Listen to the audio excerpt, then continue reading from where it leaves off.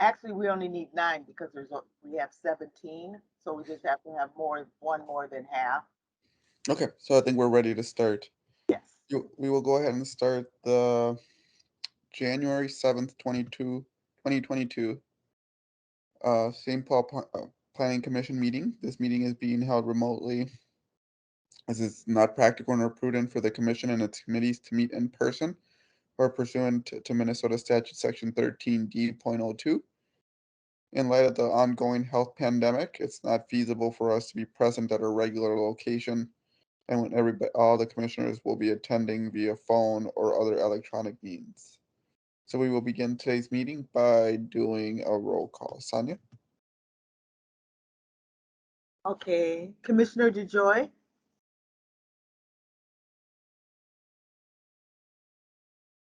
Commissioner DeJoy, I see you.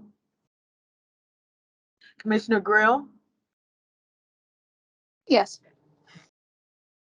Commissioner Holst? Here. Commissioner Kantner? Here. Commissioner Mitchell?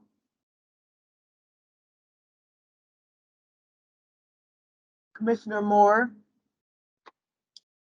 Here. Commissioner Presley? Here. Commissioner Riley? Here.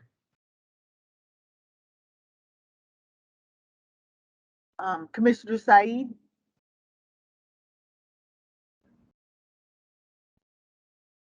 Commissioner Risberg? Commissioner Tagia? Here. Commissioner Thomas? Here. Commissioner Yang?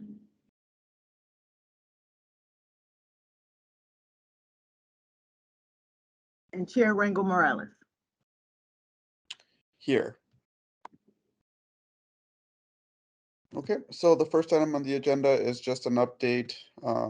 If you, again, the last, I think, maybe not last meeting, but 2 meetings ago, we discussed anybody who would be interested in serving as in a leadership capacity or perhaps changing committees, please reach out to Luis or myself or Commissioner Underwood to express that interest. So whether that's perhaps, you know, be, taking a leadership spot in the full planning commission or trying to lead a committee, if there's any interest in that, go ahead and reach out to Luis or myself or Commissioner Underwood. Other than that, I don't have any new announcements. I'll turn it over to Director Pereira. Good morning, Chair, Planning Commissioners, staff, members of the public. Just a couple quick announcements, 3 actually.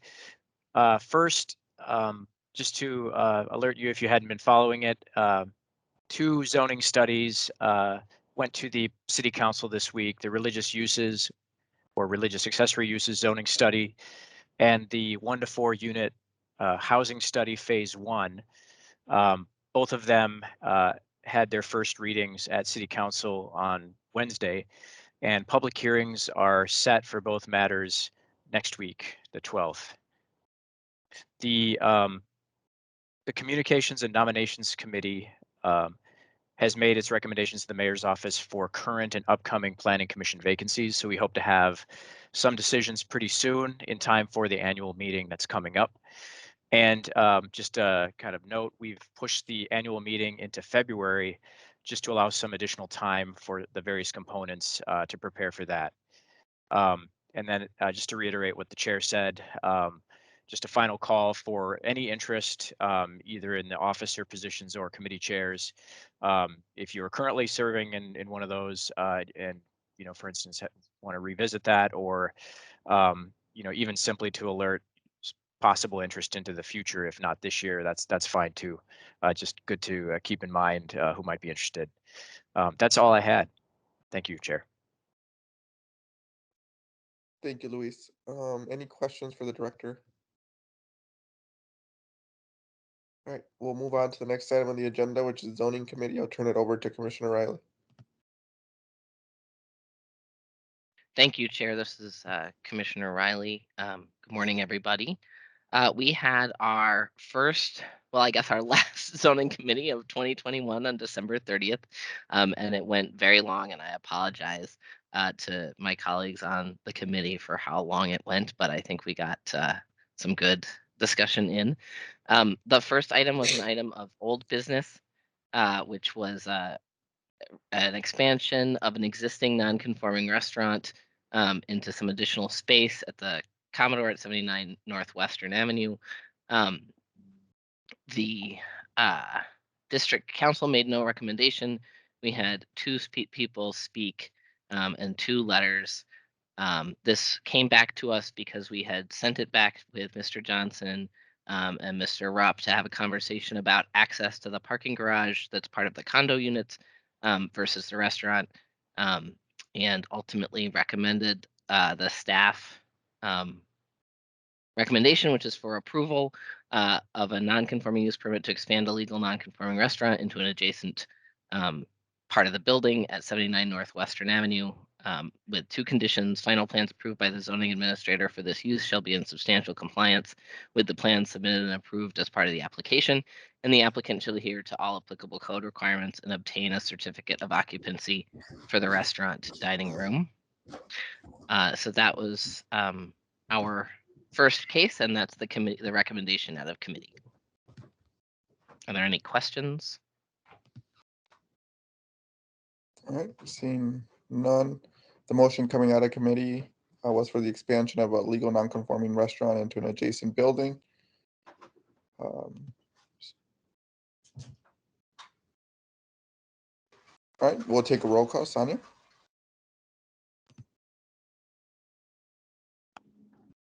Commissioner DeJoy, Yes. Commissioner Grill, Yes. Commissioner Holst, Yes. Commissioner Kantner, Yes. Commissioner Mitchell.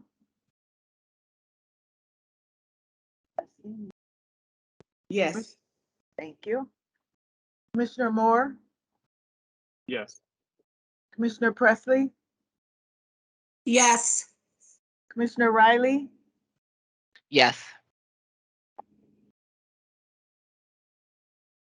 Commissioner Said.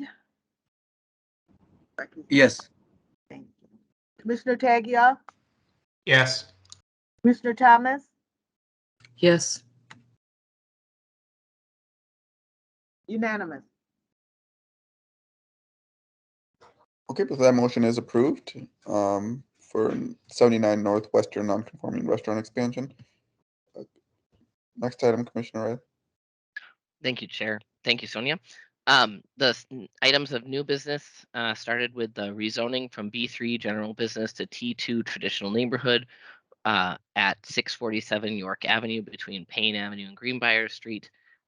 On this item, the application was requesting the rezoning to traditional neighborhood in order to allow the building's currently vacant lower level to be used for residential uses. The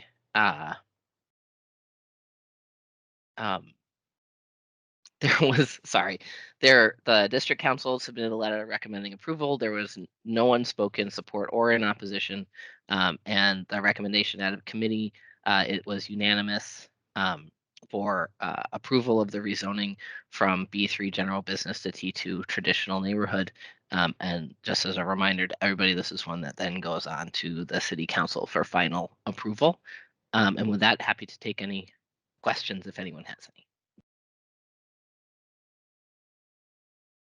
any. So the motion out of committee is for approval of the rezone from B3 to T2 at 647 York. Sonia, can we get a roll call, please? Commissioner DeJoy,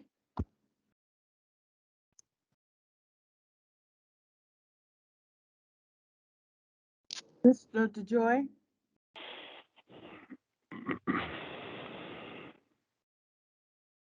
Commissioner Grill, Yes. Commissioner Holst, Yes. Commissioner Kantner, Yes. Commissioner Mitchell, Yes. Commissioner Moore, Yes. Commissioner Presley, Yes. Commissioner Riley, Yes. Commissioner Said, Yes. Commissioner Tagia, Yes. Commissioner Thomas, Yes. unanimous.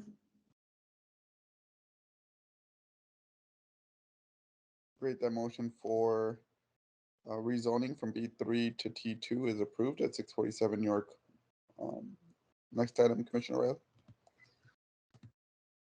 Thank you, Chair. Our next item was another rezoning from R4 one-family residential to RT1 two-family residential at 1128 McCubbin. This is a single-family home that was originally built in 1913, later converted to a duplex. It was verified in 2009 via Truth in Sale housing report, showing that the property was a legal non-conforming duplex, but that legal non-conforming status was lost when the property ceased to be used as a two-family dwelling. So therefore, then it's now vacant.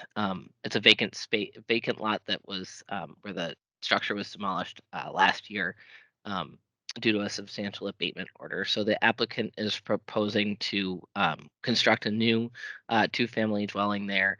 And based on the findings from staff, the staff recommendation was approval of the proposed rezoning from R4 one-family residential to RT1 two-family residential.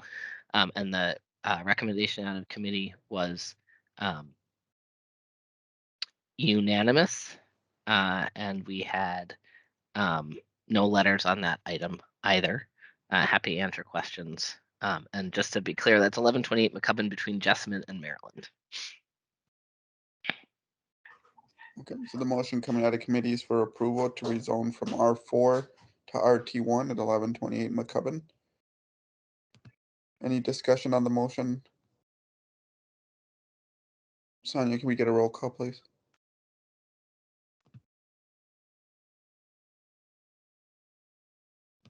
Sorry. Commissioner DeJoy, Yes. Commissioner Grill, Yes. Commissioner Holst, Yes. Commissioner Kantner, Yes. Commissioner Mitchell, Yes. Commissioner Moore, Yes. Commissioner Presley, Yes. Commissioner Riley, Yes. Commissioner Said, Yes. Commissioner Tagia, Yes. Commissioner Thomas, Yes. unanimous. So that motion is approved. Commissioner Riley? Thank you, Chair. A question for the Chair. We did lay over this particular set of applications, which are for the James Avenue Apartments at 470 Lexington, which was a CUP with variances along with the site plan review. And I'm curious if the Chair / commit rest of the commission would like a summary of the discussion. This took up a lot of time mostly due to an issue not related to the zoning applications themselves. But I'm curious the pleasure of the Chair and the commission. Yeah, I think that summary that you just gave is sufficient. If anybody has any questions about it, I'm sure Commissioner Riley, myself, or Director Payette, I could try to answer them, or someone else from the committee. But otherwise, other than just to let the commission know that the items at 470 Lexington were laid over for 2 weeks. Is there anything else, Commissioner Riley? Other than our next meeting is scheduled for 1 week from yesterday, which is January 13th. And we have another exciting and busy agenda. So looking forward to that. Thank you. Thank you, Commissioner Riley. Moving on to the comp plan committee, Commissioner Holst. Good morning, all. We met last Wednesday, and we got a real nice presentation on the draft plan for the Hillcrest. We had 3 motions that we adopted. One, we adopted a resolution that initiates the Hillcrest rezoning study. Second, we adopted a resolution that initiates the Hillcrest zoning code study and then released the draft Hillcrest master plan, draft rezoning maps, draft zoning code amendments, and draft comprehensive plan amendment for public review and set a public hearing date for March 4th, 2022.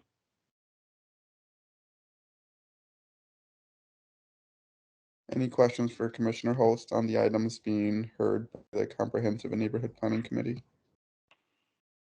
I will say there's a very nice 75-page draft document that we can all look at, and we had a really good presentation from Director Padera. Agreed. All right, seeing no questions, we'll move on to Transportation Committee. I know Commissioner Risberg is out today, so I'll turn to Commissioner Said.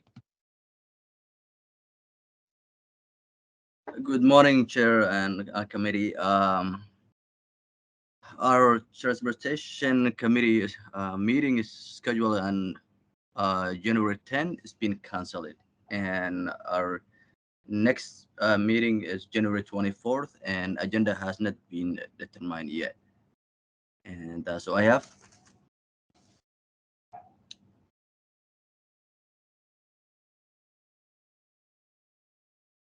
All right, thank you, Commissioner Said. Any questions for Commissioner Said on transportation? I'll move on to communications and nominations. I know Commissioner Underwood is out today. Luis, do you have anything to report? Chair, thank you. Basically what I said earlier in terms of the nominations being shared with the mayor's office, we were a little bit light on Ward 5, so I'm guessing that they'll want to open that up again for applications, but that's not for sure yet. And we are working on the annual report. Marilyn Rosendahl has been leading that effort, so hope to have that launched by the annual meeting in February. I think that's it for now, unless you have questions for me. Thank you. Seeing no questions, move on to task force and liaison reports. I'll turn to Commissioner DeJoy. I don't know if you are giving any more presentation on Hillcrest. Not really a report. I just want to make some comments that our work was completed, and there is a letter that's been released along with the draft master plan from the co-chairs, myself and Linda Martinez Higgins. It was a great experience to go through this, about 2 years, and under some challenges that we didn't anticipate before we started. And we were meeting in person and had a very successful community meeting that was well attended on a very cold evening. We're happy with the results. There was a lot of deliberation during the planning, but I feel like our guiding principles that had a lot of input from the community really helped us, direct the work that we did. And we're happy to present the plan with about 1,000 housing units and 1,000 jobs, which we established early on through those guiding principles. So this is probably going to be my last commission meeting. I'm not sure if I've been replaced yet, but my tenure is over, and I want to thank everybody and wish everybody well. And I will be attending the public meetings on the Hillcrest because this is near and dear to my heart, and it's also in my neighborhood. So thank you, everybody, and look forward to the continuing of seeing where this master plan ends up. Thank you. Well, thank you, Commissioner DeJoy, for the work that you did at Hillcrest, but more importantly, thank you for all the time that you've done in commission. I think Director Padeda and I will be in contact with you about what the next steps are. And perhaps what we've done in the past is people have served until their replacement has been found. I'm not sure if you have any interest in that, but we can discuss it privately via email, if that's okay. Great, thank you. Mm-hmm. So I'll turn over to Commissioner Grill for her task force. Yep, this is Commissioner Grill. So the Riverview Station Area Task Force will meet again on Tuesday evening of next week. And we will be covering the Otto Avenue and St. Clair Avenue station areas. Any questions for Commissioner Grill? Seeing none, we'll move on to old business, new business, or anything that a commissioner would like to add to the agenda at the next meeting. Chair, this is not a commissioner. This is Luis. I actually had one more announcement, if you'd like, if you'd allow me to, about a staffing announcement. Yes, go ahead, please. Yeah, so it's actually more of a personal announcement. So many of you know Mike Richardson. He and wife Haley recently welcomed their baby into the world. Their daughter, Willona is her name, and so we are congratulating Mike. And if you get a chance to do the same, feel free. He's out on parental leave for a little while though, so you won't be seeing him probably for a little bit until maybe mid-February. So that's it. Okay. Well, congratulations to Mike and his family for sure. A good way to start the new year. So I hope everybody had a pleasant new year. I hope everybody had a restful holiday. And that will conclude the January 7th, 2022 St. Paul Planning Commission meeting. Thanks, everybody. Have a good weekend. Thank you. Bye-bye. Thank you. Thank you, everyone.